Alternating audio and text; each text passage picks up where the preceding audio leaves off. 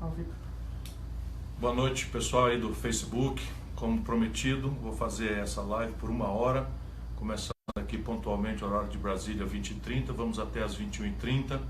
Espero fazer um balanço do ano, estamos nos aproximando ainda, estou trabalhando, estou no Rio de Janeiro, depois da manhã, amanhã vou a Nova Friburgo, depois da manhã vou a Porto Alegre, depois volto a São Paulo, vou a João Pessoa, dia 18, enfim, estou sequenciando aí até o dia 20, mas hoje é o dia 12 do 12, ou seja, é o dia 12 de dezembro, e é um dia muito simbólico para nós, porque você sabe, ou quem não sabe, eu explico, o número do PDT é 12, então nós escolhemos essa data para fazer uma prestação de contas, pôr em dia a nossa conversa, responder suas questões, ouvir suas críticas, especular sobre as coisas que estão acontecendo. Enfim, muito obrigado a todos que já mandaram muitas perguntas, vou começar a responder, está atrás da câmera o Vicente, que sempre me ajuda. E vamos lá, Vicente, vamos tentar responder aí aos nossos amigos, agradecendo a presença de todos. A primeira pergunta que já estão mandando desde o fim dessa tarde é sobre a TRF marcou o julgamento do Lula para 24 de janeiro. Queria que você comentasse sobre isso. Bom, o Tribunal Regional Federal do Rio Grande do Sul é o que é o encarregado de julgar o recurso da chamada Operação Lava Jato e, portanto, o recurso de apelação do Lula da sentença que o condenou pelo juiz Sérgio Moro. É importante para o Brasil que essa questão seja deslindada o quanto antes. É importante que a gente preste atenção na queixa da defesa do presidente Lula de que essa coisa foi muito rápida, mas eu acho que a gente não pode inverter as coisas. Eu acho que justiça boa é a rápida, ela falha quando demora. E isso eu digo porque tenho muita esperança de que o TRF possa absolver o ex-presidente Lula e ele possa, absolvido e do alto das pesquisas que generosamente a bondade do povo brasileiro lhe dá, ele compreenda a necessidade de desarmar essa bomba odienta em que a política brasileira está se transformando. O Brasil não aguenta mais esse clima de fla-flu, já estou aqui no Rio, essa confrontação odienta, mesquinha, que pretende reduzir o Brasil a uma divisão entre coxinhas e mortadelas.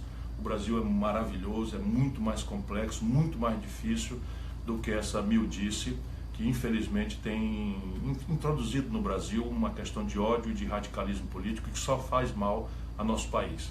Então eu espero que o tribunal seja severo, que faça cumprir a lei, que se o presidente Lula, o ex-presidente Lula foi inocente, o tribunal proclame essa inocência e, se for culpado, demonstre a culpa para que a sociedade brasileira não remaneça nela nenhuma desconfiança de que o judiciário está envolvido em qualquer tipo de trama, em qualquer tipo de conspiração para retirar da disputa um homem que já fez tanto bem ao Brasil, embora também tenha contradições políticas terríveis. E isso eu espero que aconteça oportunamente. Bom, vamos lá para Amazonas. O Renan de Manaus pergunta o que fazer por Amazonas, por Manaus, que segundo ele está muito fora das rotas aí do mundo. O Brasil por média não sabe, mas Manaus, que tem mais da metade da população do Amazonas, já é sede de praticamente 8% da produção industrial brasileira. Graças a um conjunto de mecanismos, de incentivos, que eu inclusive ajudei a prorrogar quando ministro da Integração Nacional, a Zona Franca antiga, mas hoje Polo Industrial de Manaus, é um relevante polo produtivo do Brasil. De lá saem motocicletas, saem bicicletas, saem celulares, enfim, é um polo industrial muito moderno.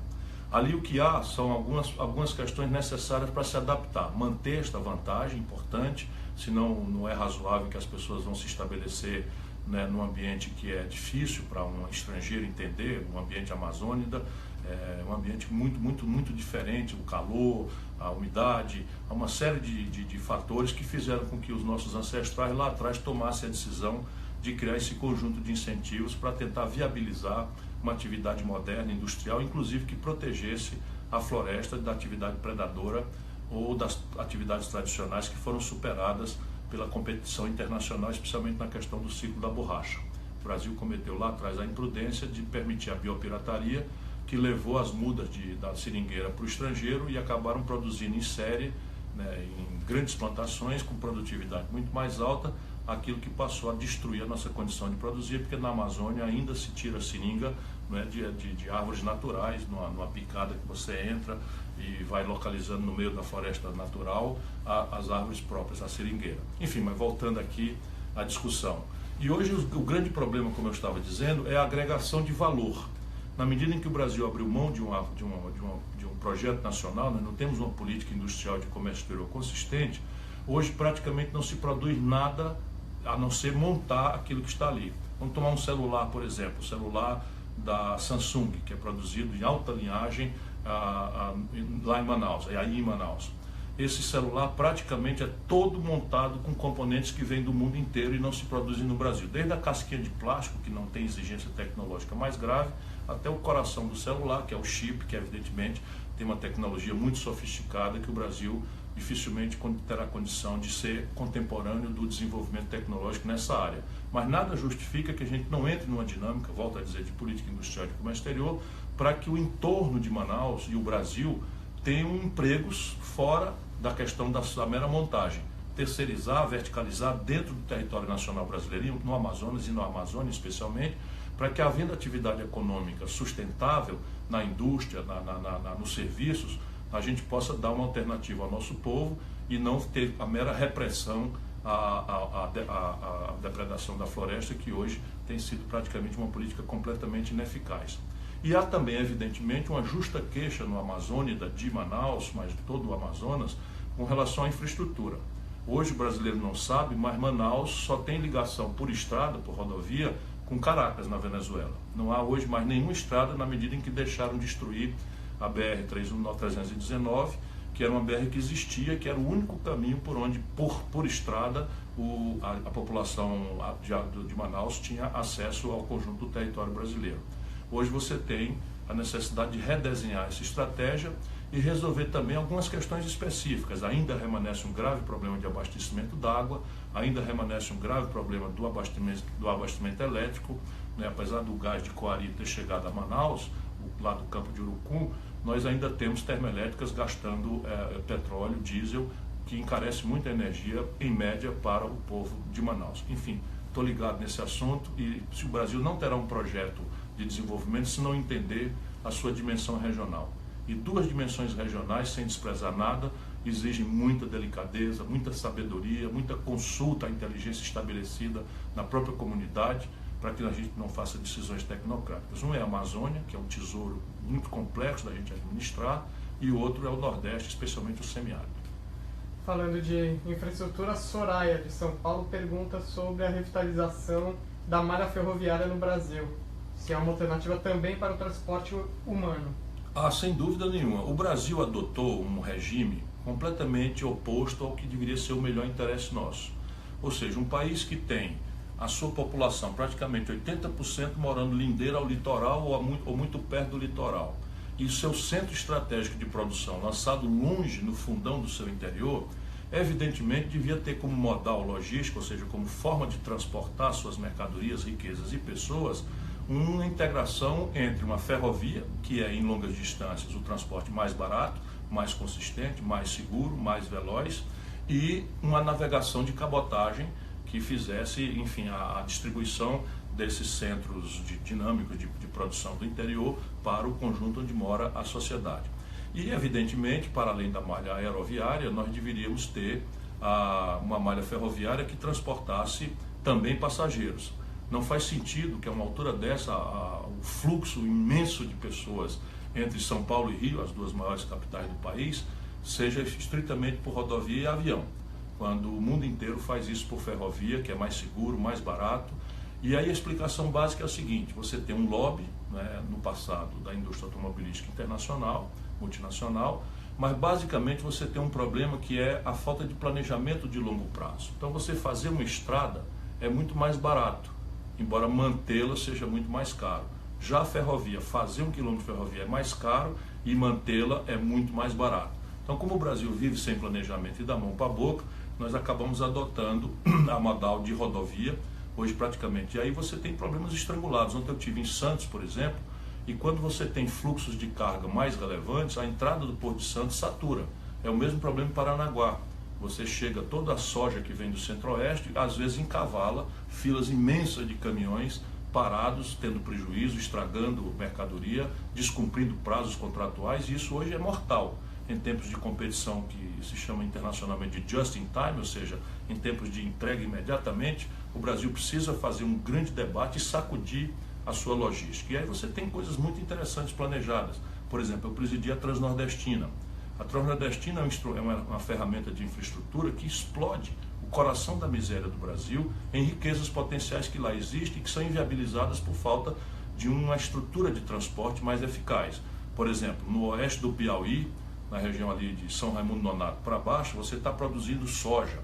Ainda em Tocantins, numa região que chama Matopiba, né? Maranhão, Tocantins, Piauí, Bahia, há uma agricultura de alta linhagem, toda sendo escoada por estrada vicinal, com gravíssima, ou estrada vicinal ou estrada precária, com gravíssima ineficiência. Então a Transnordestina liga esse processo de produção e viabiliza uma mina de ferro que há no Piauí, viabiliza reflorestamento, viabiliza biomassa para energia, viabiliza, enfim, minerais não metálicos, tipo o gesso e a gipsita da região de Araripina, lá em Pernambuco, e conecta o porto de Suape e o porto de Pecém, no Ceará, além de permitir ramais no futuro que possam conectá-lo a norte-sul, fazendo uma integração fundamental de toda a espinha dorsal do território nacional brasileiro, e naturalmente Paraíba, Rio Grande do Norte e a Bahia para o interior também podem amanhã almejar ramais. E hoje você tem também paralisado, essa obra está paralisada, eu trabalhei, já tinha 5.000 homens trabalhando, poderia ficar pronto em 1 ano e meio e tudo foi parado, descontinuado por esse governo golpista que aí está, embora já passado também os outros governos que eram mais comprometidos com o Brasil também tiveram muita dificuldade de fluxo, de planejamento, etc. Depois você tem hoje também parada da Valec, uma ferrovia que liga o oeste da Bahia ao porto de Ilhéus, que ainda precisa ser instrumentalizado, mas também é um eixo fundamental. Então, é uma ferrovia leste-oeste.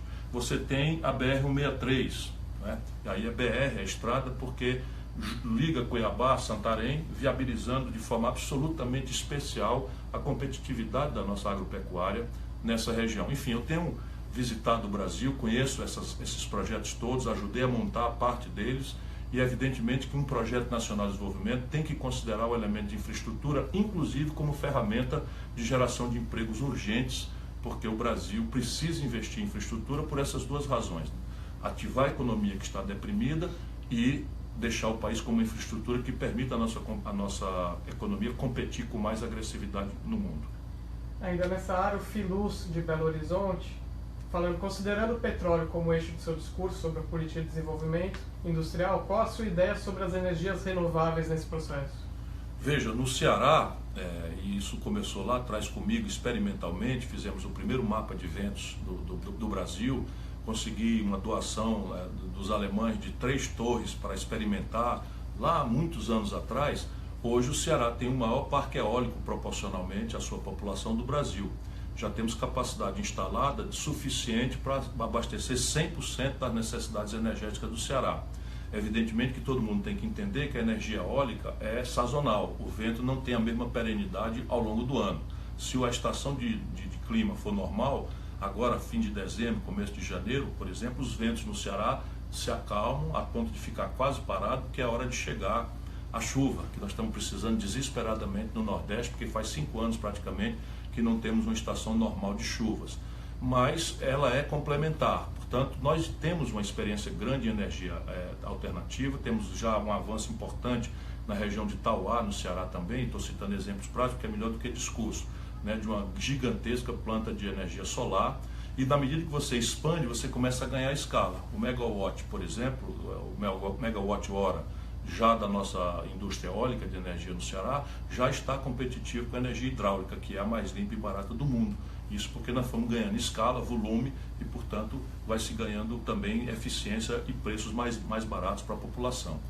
Ainda temos termoelétricas, e teremos no futuro que discutir uma retomada de mini usinas nucleares para uma região que não tem mais capacidade hidráulica, embora o Tocantins no futuro, não para este fim, mas para fim de abastecimento humano, precise ser reconectado ao São Francisco e com ele todas as bacias do Nordeste Setentrional até conectarmos o Rio Parnaíba, para que haja ali no semiárido do Nordeste. É uma concepção que eu tenho trabalhado nela há muito tempo e tive a honra de montar o projeto de transposição de São Francisco, que é um nome errado, mas basicamente a integração de bacia do São Francisco aos rios secos do Nordeste Setentrional.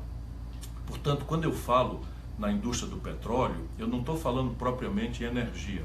Estou falando como exemplo, sem excluir nenhum, né, de 4 grandes conjuntos industriais que o Brasil tem potencial global, extraordinário, e não está desenvolvendo esses potenciais e está gastando dinheiro, gerando emprego nos Estados Unidos, na Europa e na China.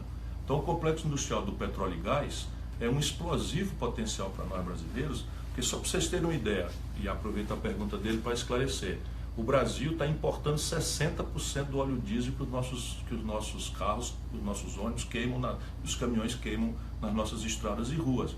Não é razoável que um país como o nosso exporte petróleo bruto barato e importe crescentes e volumosos e caríssimos em dólar, que a gente não tem, derivados de petróleo. Mas eu não estou falando só de gasolina, óleo diesel, lubrificantes, eu estou falando de polímeros, novos materiais, de toda a indústria 4.0, que a base da petroquímica permite a gente visualizar para o futuro. Depois eu estou falando, e isso é um exemplo doído para mim, esse ano o Brasil gastou 17 bilhões de dólares, isso chega a quase 50 bilhões de reais, gerando emprego nos Estados Unidos, na Europa e na China, em todo o aparato do complexo industrial da saúde. E veja, isso é inovação, isso é a possibilidade do Brasil mandar no seu próprio nariz em matéria de fármacos, de remédios. Isso significa que um jovem do semiárido do Nordeste, ou um jovem do Vale do Ribeira, que é a região mais pobre de São Paulo, ou do Vale do Jequitinhonha e Mucuri, que é a região mais pobre de Minas Gerais, ou da metade sul do Rio Grande do Sul, que é a região mais pobre do Rio Grande do Sul, dado que é a compra governamental que faz essa encomenda, você associando as universidades com incubadora de empresa, né, com o contrato de pré-compra feito pelo governo, você pode germinar uma indústria com milhões de empreendedores jovens brasileiros, milhões de trabalhadores de altos salários, porque essa é uma indústria extremamente enriquecedora. Depois o terceiro complexo industrial, que volto a dizer, estou dando só como exemplos do que nós podemos fazer e eu estou estudando o detalhe de como fazer isso. O terceiro é o fato de que nós temos a agropecuária, ou seja, a agricultura e a pecuária, mais competitivas do mundo. E 40% dos custos de produção dessa extraordinária potencialidade do povo brasileiro, que trabalha no Centro-Oeste, que trabalha em São Paulo, que trabalha no Paraná, no Rio Grande do Sul, são importados do estrangeiro. Todos os fertilizantes, menos um pouquinho, todos os defensivos agrícolas, todos os implementos agrícolas, tudo isso é importado, gerando emprego dos outros lados, gerando perda de divisas, de dólares que o país não tem. E por fim o complexo industrial da defesa. Repare bem, outro dia, vexaminosamente, a China ganhou a concorrência para fornecer os uniformes do Exército Brasileiro. Isto é uma aberração no simbólico e no real. No real, nós estamos gerando emprego em indústria têxtil, que é o rudimento básico de tecnologia, na China, com compra governamental brasileira. Essa concorrência não foi homologada e está se fazendo um esforço para que as Forças Armadas façam. Mas eu estou falando aqui de microeletrônica, satélite, propulsão nuclear, foguete, que tem toda uma derivação de usos civis que possam nos permitir um dia sonhar com uma base eletroeletrônica nacional brasileira. E não é por patriotada, é porque não dá para a gente viver consumindo moderno, ter celular moderno, computador moderno, carro moderno, pagando com minério de ferro bruto, soja barata e petróleo in natura. Essa conta não fecha, por isso que o Brasil vive com crises, rupturas, desvalorização da moeda e rupturas políticas, porque os governos se desmoralizam. Foi assim com o Fernando Henrique, foi assim com a Dilma mais recentemente, lá atrás com o Collor. Você tem 4 presidentes eleitos na democracia, 2 caíram. Isso não é por acaso, não é? Essa crônica de corrupção é uma coisa que se usa como pretexto, concretamente. Não é que não haja corrupção, há sim, mas o pretexto da corrupção é para derrubar presidentes que não foram capazes de desmontar essa bomba de dependência crescente do Brasil de fluxos internacionais de dólar que a gente não imprime. Portanto, fazer uma indústria nacional brasileira retomar com força o perfil, a sua participação na riqueza do Brasil, é a única resposta para onde nós podemos falar concretamente de onde vão os empregos. E eu escolhi esses 4 porque são 4 coisas onde o Brasil já gasta o dinheiro, onde o Brasil tem, por regra, institucionalidade, tem tecnologia, menos em defesa, o que exige uma política exterior, casada com a política de defesa, não é capaz de conseguir, nas nossas parcerias internacionais, transferências tecnológicas sensíveis, financiamentos rebeldes às interdições do Fundo Monetário Internacional e um regime de preferências comerciais e industriais. Isso é o que nós deve guiar a nossa política externa. O Lucas Guedes, de Manga, Minas Gerais, Manga fica no semiárido de Minas, pergunta como reduzir a desigualdade social no Brasil. No Brasil fica muito claro que o efeito mais instantâneo para a redução de desigualdade é a política de salário mínimo. Essa política de salário mínimo que vinha mudando o perfil de renda no Brasil retrocedeu e hoje nós estamos já praticamente estagnados no valor real. Claro que não está estagnado porque como a economia está em depreciação, está em queda, mas a massa salarial no Brasil encolheu. E essa massa salarial encolheu porque o desemprego atinge 13 milhões e 400 mil brasileiros, o subemprego, a informalidade já atinge 14 milhões de brasileiros. Não é brincadeira para um país ter 27 milhões de pessoas fora da economia formal, porque a economia não dá oportunidade às pessoas trabalharem. Entre os jovens de 18 a 25 anos, isto é mais grave ainda. Né? Você tem um desemprego aberto de 13%, entre os jovens isso vai a quase 25%. E como é que a gente vai querer enfrentar a violência que banalizou-se nos bairros das cidades brasileiras se nós não damos oportunidade ao jovem nem de uma escola emancipadora e muito menos de uma expectativa de se inserir como empreendedor ou como trabalhador numa economia que não dá, enquanto ele deseja consumir as coisas, ter o celular, ter o tênis, etc, etc, coisa que só o narcotráfico está oferecendo. E isso explica porque nesses últimos 12 meses, 62.800 brasileiros foram assassinados. Isto é um número absolutamente intolerável e ante uma absoluta omissão da União Federal Brasileira, que não inova institucionalmente, não bota dinheiro no assunto, não traz os governadores para um debate de um pacto pela segurança, não envolve a sistematização das forças a partir de guardas municipais retreinadas, recapacitadas, de um serviço de inteligência, de uma ampliação do efetivo da polícia, de um controle mais eficaz, né, do contrabando de armas e de drogas, que são, enfim, e a União Federal praticamente se desertou dessas tarefas todas, embora hoje nós tenhamos, eu gosto de fazer esse contraponto, um ministro muito respeitável, que é o ministro da Justiça, Torquato Jardim. Olha, para eu elogiar uma pessoa da equipe do Temer, porque é uma pessoa de alta qualificação, o ministro Torquato Jardim, que eu conheço, mas ele não tem dinheiro, não tem recurso, não tem prioridade para isso, enfim, e está num governo com todas as características que a gente sabe. Enfim, é preciso apostar na superação da desigualdade no curto prazo com salário mínimo e emprego, mas no longo prazo só uma educação emancipadora faz essa transformação. O Brasil tem hoje 18 de cada 100 garotos de 18 a 25 anos matriculado no nível superior, 18 de cada 100. E quando a gente olha a qualidade disso, dá vontade de chorar. Só para você ver uma comparação, a Colômbia, muito mais pobre do que o Brasil, tem 42 de cada 100 dos seus jovens matriculados de 18 a 25 anos. O Brasil tem que avançar para isso, para um choque de qualificação no processo pedagógico, no processo educacional, mas fundamentalmente aumentar o gasto por aluno ano e ampliar o acesso público à educação de qualidade, gratuita, porque é o único lugar onde a classe média tem algum retorno do pesado imposto que paga na sua vida. Falando sobre segurança, o Ivan pergunta se você já tem algum projeto para resolver a segurança pública no Brasil. Não, eu estou perplexo com esse assunto, porque no Ceará, de novo, apenas para citar exemplo, eu não posso citar só exemplos bons. O manual do fazer tradicional nós fizemos todo.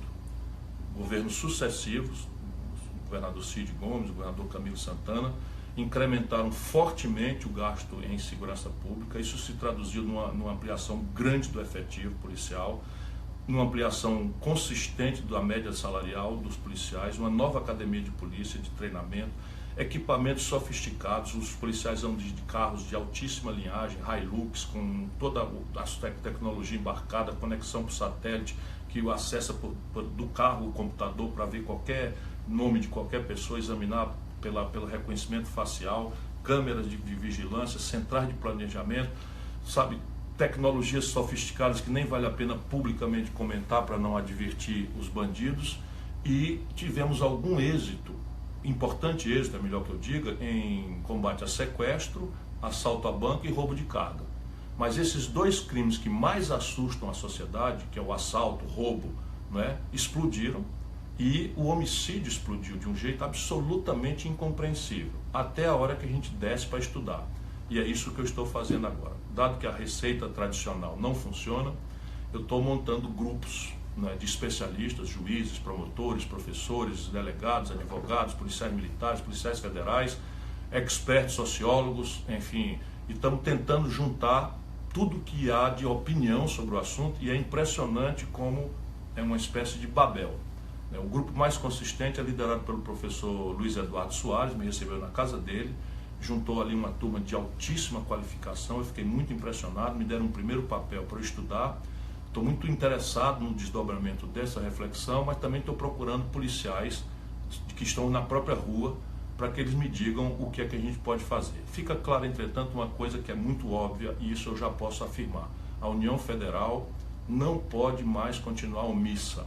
A União Federal não pode mais fazer de conta que esse é um problema dos estados e se refugiar em convênios medíocres que não fazem nenhuma consistência, não dão caráter sistêmico ao aparelho de segurança do Estado, tem ridícula participação orçamentária no problema e uma incapacidade de inovar institucionalmente. E sem uma inovação institucional, a gente não vai ter uma mudança. Quer ver? Repare bem no que eu estou vendo aí nesses grupos de estudo. O Brasil já tem 700 mil apenados, ou pessoas presas, presidiários. Isto é, proporcionalmente, a segunda maior população carcerária do mundo. A gente só perde para os Estados Unidos. São 700 mil. Um terço dessa turma, portanto estamos falando aí de 250 mil para cima, são garotos que foram presos em flagrante pela polícia, portando minúsculas quantidades de droga.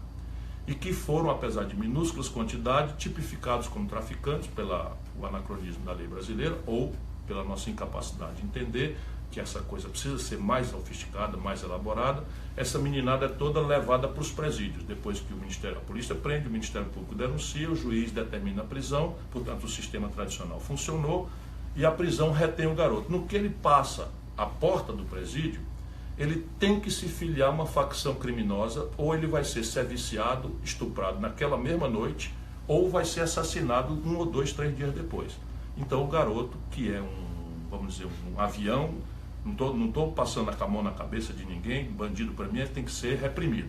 Mas não é razoável que um garoto que foi apreendido com 20 gramas de maconha tenha que se filiar a um desses comandos, a uma dessas facções criminosas, perigosíssimas, e que obrigam esse garoto a entrar para uma escola de alta sofisticação, um certo exército paralelo, que tem uma capacidade hoje de interferir, inclusive na política. Repare bem, os bilhões que eles mandam, que eles mexem, permite que eles entrem inclusive na política. E não vão entrar na política de um jeito caricato que seja fácil de ver. E não inovou nada a legislação brasileira. Essas facções foram criadas em São Paulo nos últimos 24 anos de governo de um partido só, o PSDB, e simplesmente não aconteceu nada. Nenhuma solução estratégica, nenhuma inovação institucional relevante responde a esse fenômeno. E a gente precisa pôr em debate uma solução para isso. Aproveitando que tem muita gente que apoia um tal deputado aí, o Bolsonaro. Fala o nome, não tem problema nenhum. Eles estão querendo que você ensine ao Bolsonaro o que é o tripé macroeconômico.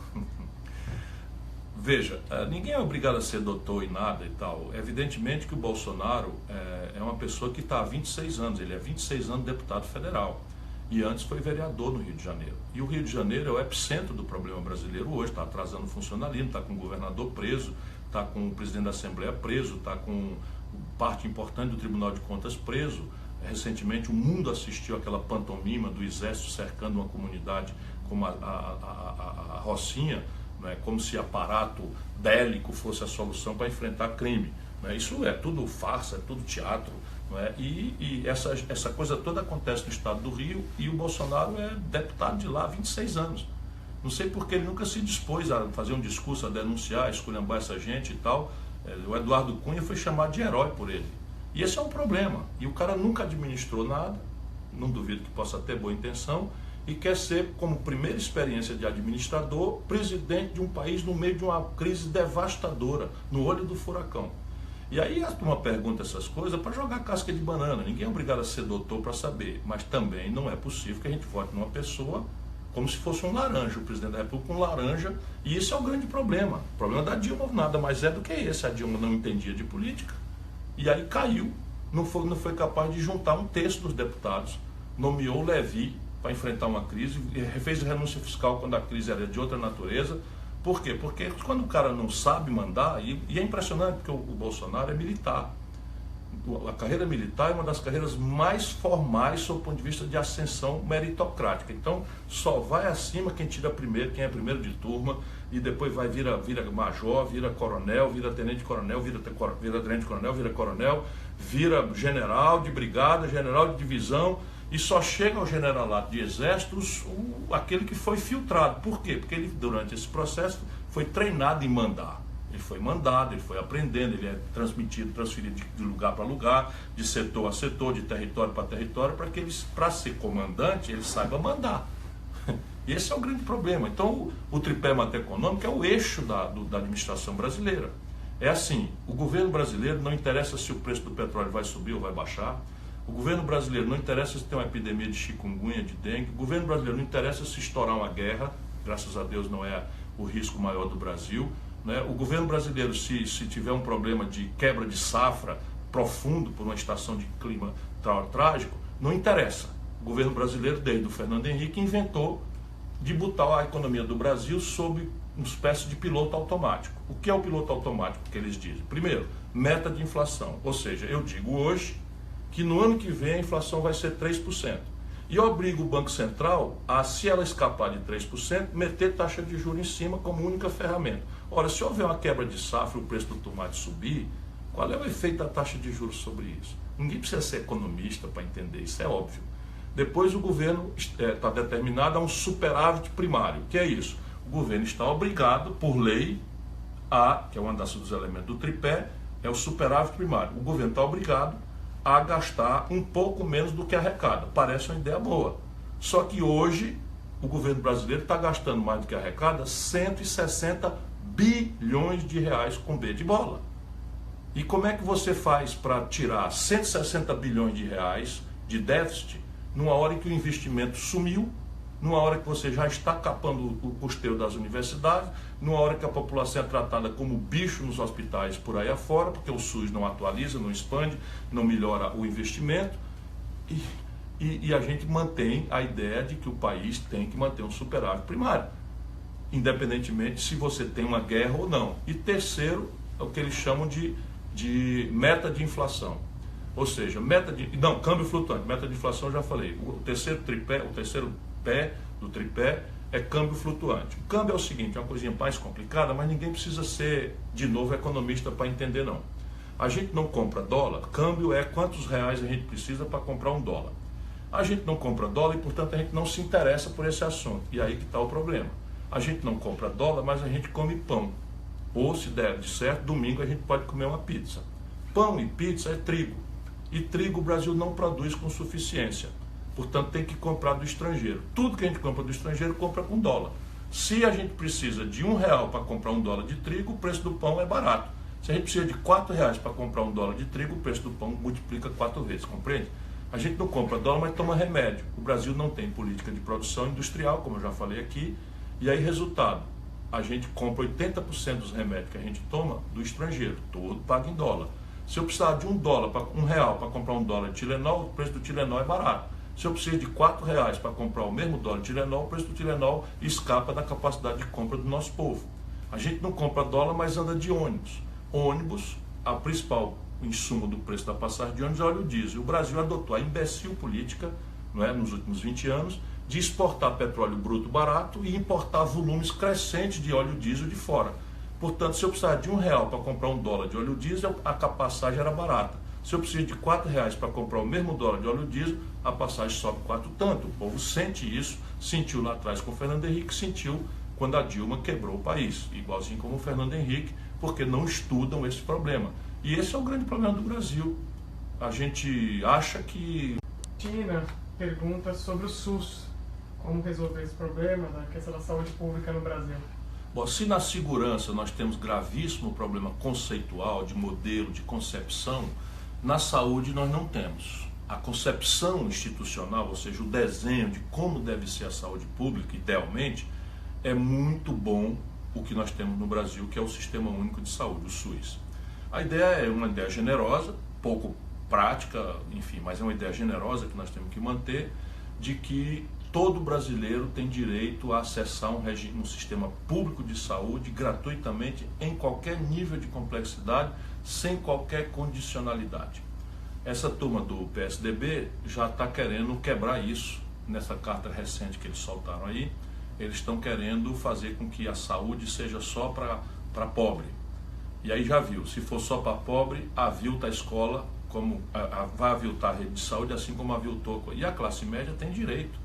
E eles não sabem, porque não dão dia de serviço, não estão perto do povo há muito tempo, que toda a medicina sofisticada do Brasil, por exemplo, os institutos de câncer, os transplantes, tudo isso só tem excelência na rede pública. A rede privada não faz isso. Portanto, é uma grande baboseira. Nós precisamos preservar essa ideia generosa, mas há aqui dois grandes problemas que nós precisamos amadurecer numa ampla revisão, não é, do SUS.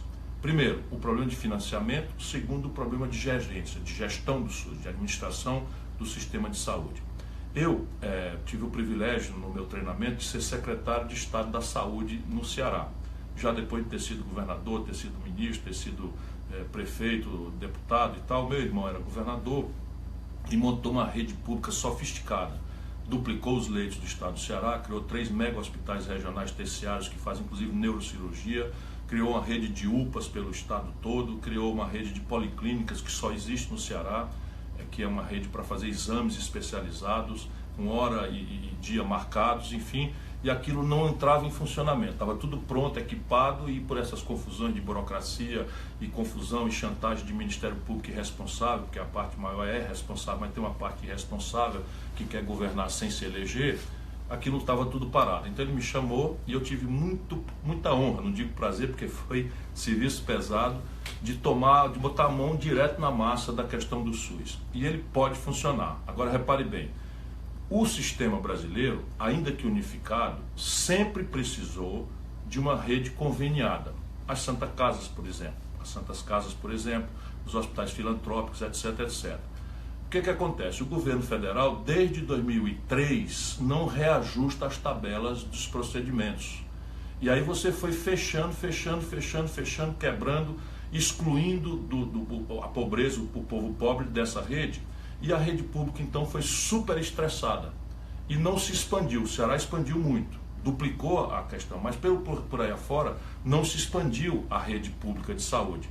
Então, hoje a grande queixa é, basicamente, isso também é diferente. Você tem a atenção básica, que é uma tarefa lá do município, você tem um problema que é basicamente de alocação de recursos humanos, porque o município responsável por dar atenção básica não tem influência na formação do profissional.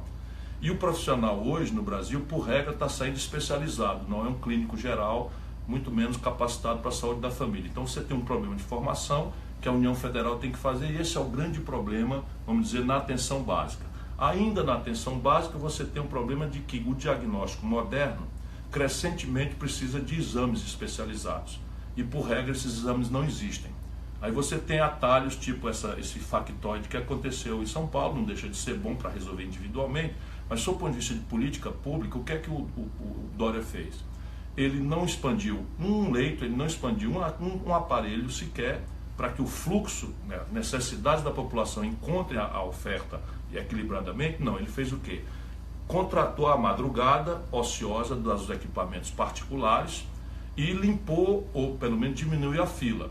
Uma vez, mas só que a fila vai continuar e isso não vai resolver o problema.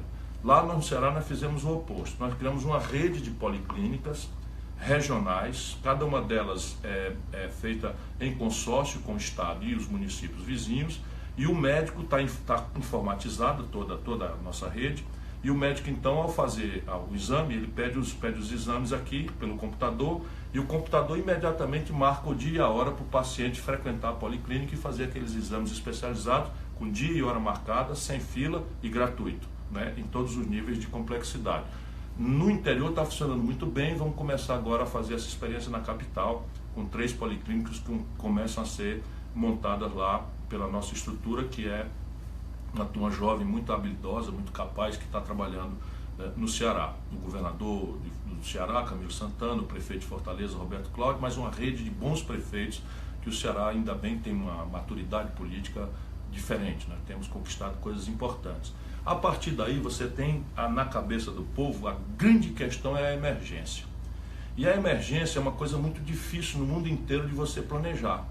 Porque se os fluxos de exame, de consulta a gente pode planejar, a emergência você não pode. Chega um sábado à noite, a turma bota o pifão na cabeça, sai de moto, sai de carro sem coisa, dirigindo tal, acidente, chega 10, 15, 20 pessoas. Ou que, Deus o livre, um acidente de ônibus vira e lá se vão 30, 40, 50 pessoas, chegam imediatamente. Então nós procuramos decompor isso com as UPAs sendo uma espécie de porta de filtragem. Classifica-se o risco imediatamente. Se o risco for crítico, a pessoa passa adiante, inclusive já é levada para os hospitais terciários. E se o risco não for, a pessoa fica, ou seja, não é uma fila de quem é atendido quem chegou primeiro. É a classificação de risco, chama protocolo de Manchester. Nós precisamos generalizar essa prática no Brasil na questão da emergência. E grande questão é o sistema de referência.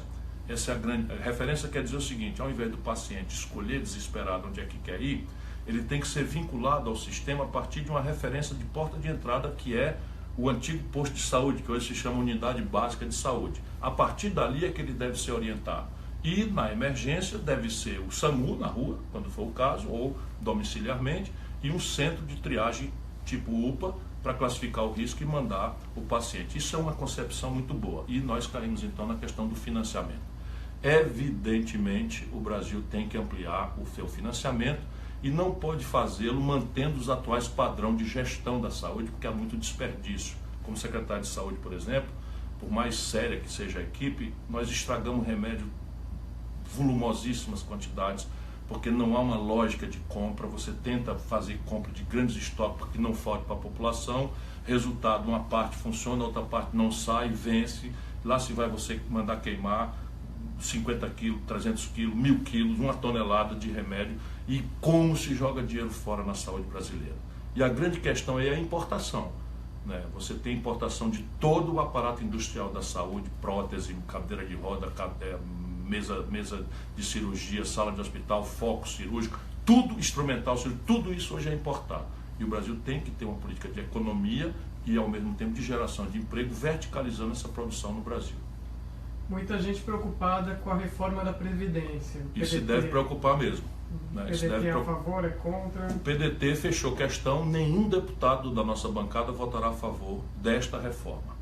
Nós, entretanto, sentimos muita necessidade, por sinceridade e respeito ao povo, de dizer que nós precisamos, em ambiente democrático, quando restaurarmos a democracia, discutir o futuro da Previdência brasileira.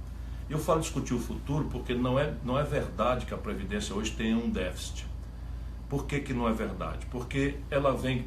Basicamente o problema é o seguinte: nós temos um sistema de repartição em que lá, 40 anos atrás, a gente tinha 6 brasileiros jovens trabalhando, contribuindo com um pouquinho para financiar o aposento de um brasileiro que não durava 60 anos. De lá para cá mudou tudo, tanto o mercado de trabalho, a informalidade, o desemprego, a robótica, né, a mecanização, etc, etc, como a expectativa de vida. Ou seja, hoje nós temos menos de 2 trabalhadores em média ocupados para financiar a aposentadoria de um brasileiro cuja expectativa de vida já passa de 73 anos. Então isso não funciona, essa conta no futuro muito próximo não vai bater.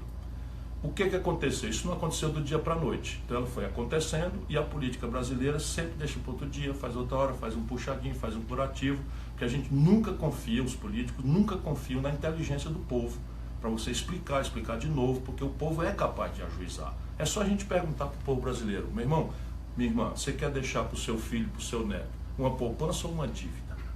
E isso é uma explicação que todo mundo vai entender. E quando a gente fala que a Previdência vai quebrar, você está produzindo para os nossos filhos e netos uma dívida. Quando a cultura do povo brasileiro é outra, de se sacrificar agora para deixar alguma poupança para o filho, para o neto. Pois bem, voltando aqui aos números.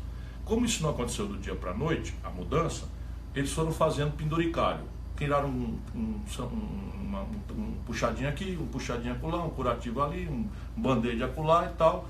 De maneira que hoje você tem uma cesta grande, quase incompreensível, de coisas que foram criadas ao longo do tempo para financiar a Previdência.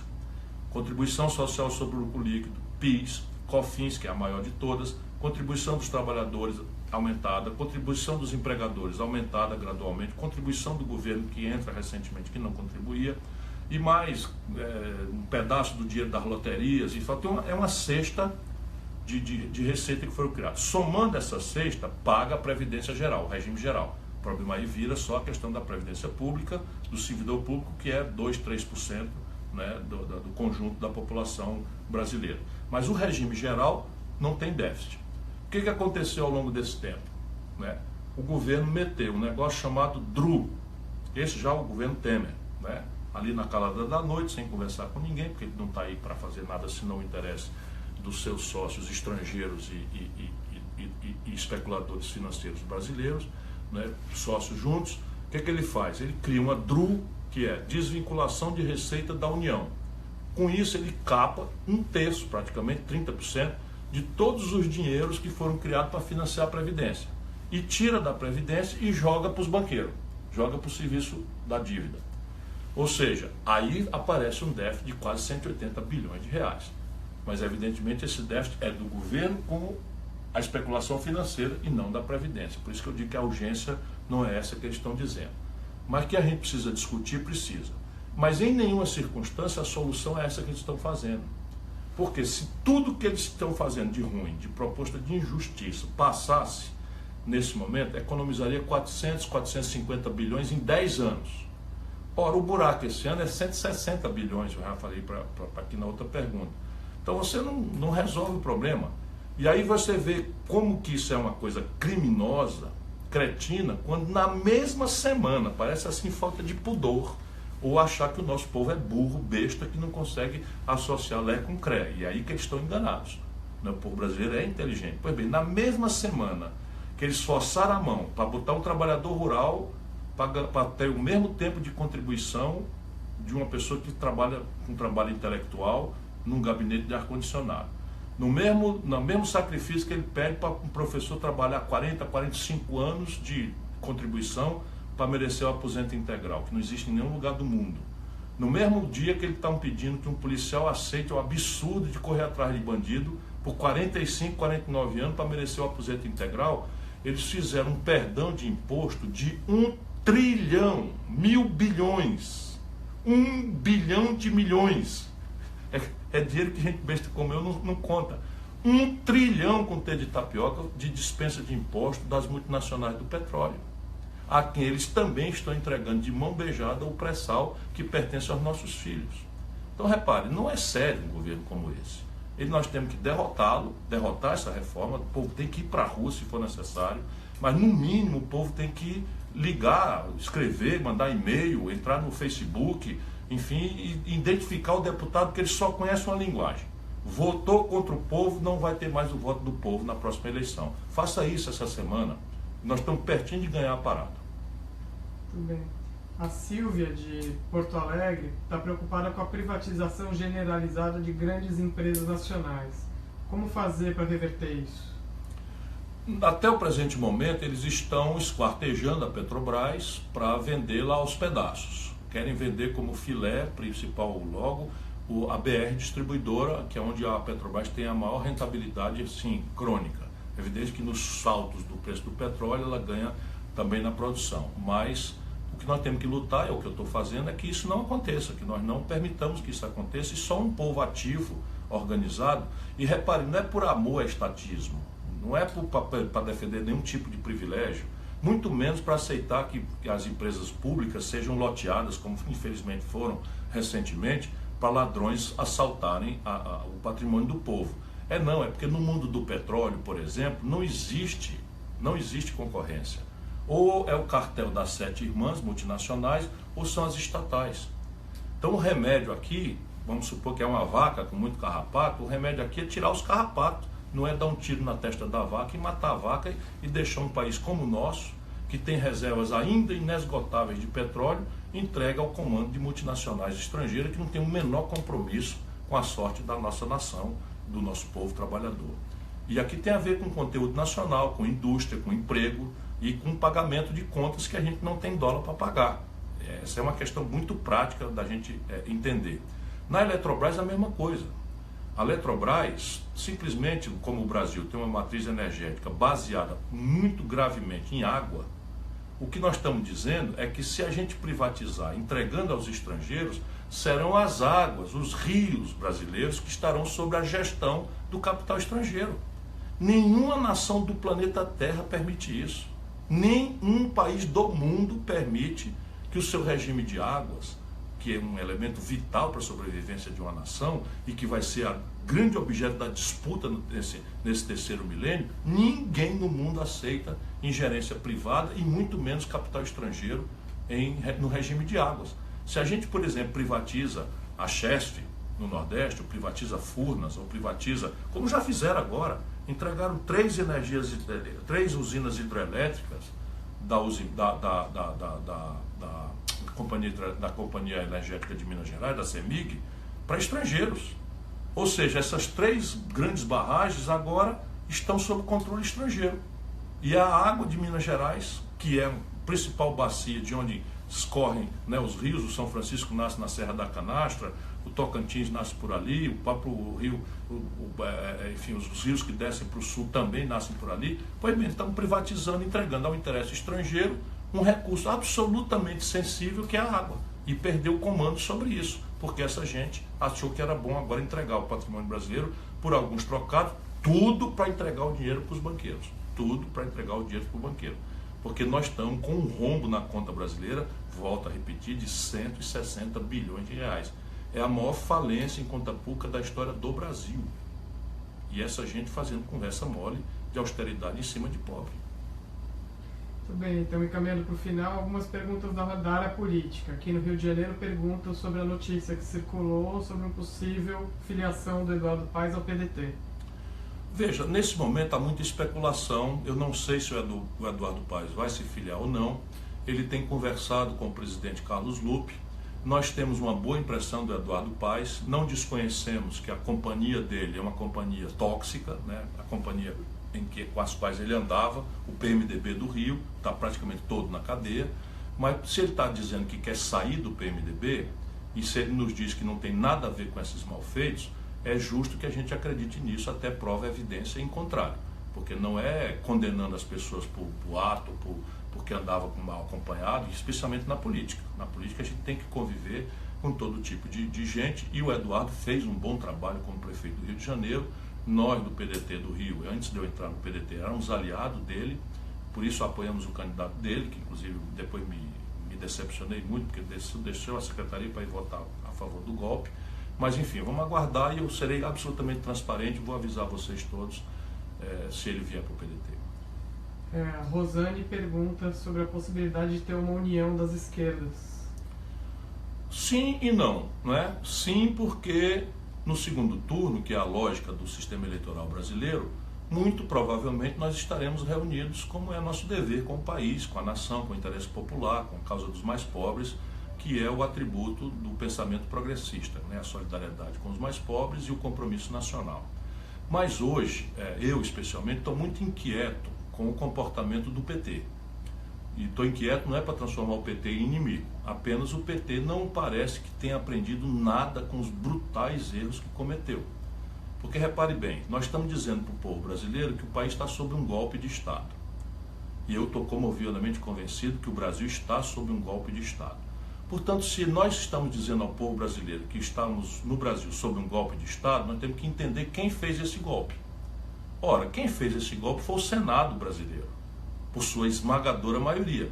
Quem era o presidente do Senado quando o golpe aconteceu, quando derrubaram a Dilma sem qualquer razão justificativa ou fundamento de direito?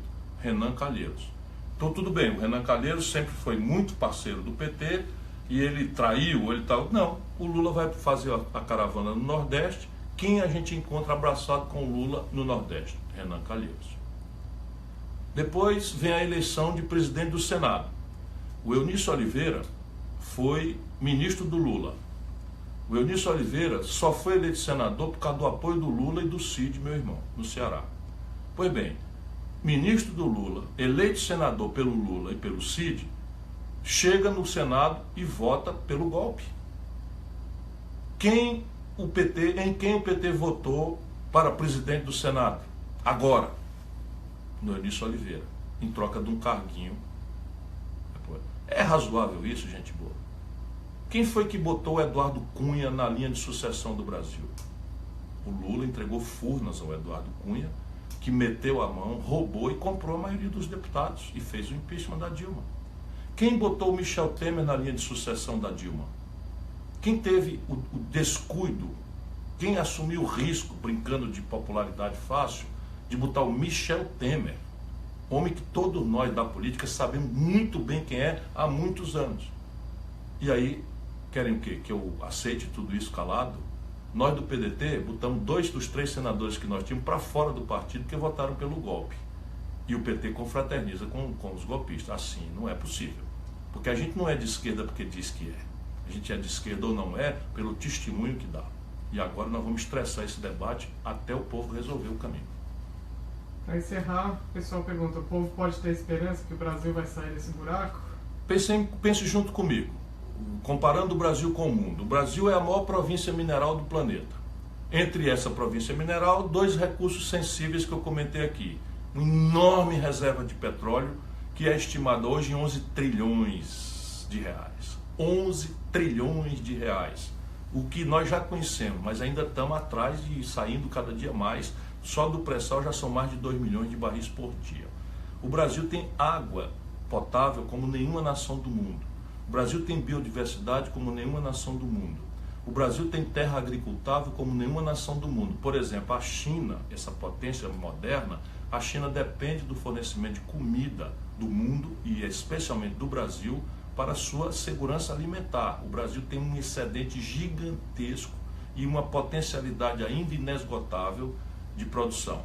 O Brasil tem uma comunidade nacional, apesar dos preconceitos, de deformações graves, algumas coisas estão até dando para trás, né? Mas o Brasil ainda consegue ser uma sociedade etnicamente, religiosamente integrada.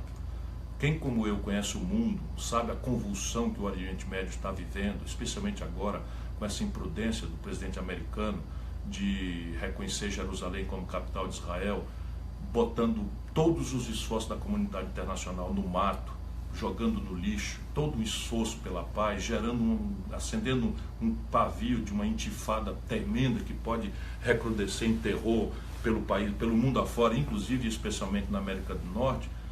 Tem que dar valor ao que o Brasil consegue. Ainda que alguns estejam introduzindo a intolerância religiosa, o Brasil consegue respeitar, né, as diferenças, nós conseguimos trabalhar nossa miscigenação, nossa mestiçagem, não que não haja preconceito, ainda há muito preconceito, mas o Brasil, sob o ponto de vista, vamos dizer, da nossa capacidade humana, já provou para o planeta Terra, dando-se oportunidade, o nosso povo é capaz de virar tudo. O que está falhando no Brasil? É a política. Ora, mas numa democracia, a política está na mão do povo. Então essa é a grande questão agora. Não aceite votar por simpatia, não aceite não votar por antipatia, põe a mão na cabeça, espere o debate, compare, veja a ficha do camarada, veja se o que ele fala tem coerência com o que ele andou falando, veja se ele tem experiência, veja se ele tem boas ideias, veja se as ideias são praticáveis, veja se elas guardam coerência, não se deixe levar por mistificação de televisão, porque são 5 famílias que comandam a mídia no Brasil, e eles se juntam, fazem um jantar e querem impor ao povo a receita, querem impor ao povo o candidato, a preferência dele. E nós não precisamos engolir isso. Vai ter debate, vai ter comparação, você pode perguntar aos mediadores da sociedade em quem você confia, quem é esse, de onde é que veio, e dar oportunidade para ouvir todo mundo. Ninguém deve votar por gratidão, ninguém deve votar por ódio. A gente tem que votar por esperança, mas uma esperança inteligente. E eu não tenho dúvida, estou me propondo a ser presidente do Brasil. Ora, mais do que ninguém, quem se propõe a ser presidente do Brasil acredita nessa grande nação e nesse povo maravilhoso. Essa é a última live do ano. Quer mandar um recado? Um grande abraço para todo mundo. Está sendo um ano muito útil. Quero mandar um abraço especial para a militância que me ajuda na internet. Vocês estão ganhando a batalha para mim. A última vez que falei na Globo deve ter sido em 2002, não estou me queixando. E ainda assim as coisas estão melhorando a olhos vistos para a nossa proposta. Portanto, muito obrigado ao time Ciro Gomes, ao Cirão da Massa, ao Ciro Zoeira, ao Ciro Molotov, ao Ciro Potiguar, ao Ciro... vai me dizendo aí, todos com Ciro, enfim, Ciro Paraíba, enfim, Ciro Haddad, grupos aí, os mais... Desculpa se eu não citei todo mundo, muito obrigado a vocês. né, que Deus abençoe, que nós tenhamos. Ainda vou voltar aqui, nem que seja para desejar um Natal abençoado. Meu coração aperta muito nessas datas, me lembrando que ela virou para muitos uma festa consumista, que deve humilhar muitos brasileiros, pais como eu, avós como eu, que não têm dinheiro para dar aos seus filhos, e aos filhos que às vezes não compreendem o que falta nos seus pais. E a gente precisa devolver ao Brasil a compaixão, o amor, a solidariedade, e encerrar esse momento ruim de egoísmo, de hostilidade ao interesse do mais pobre e de desapreço ao interesse nacional. Esse país vai virar esse jogo.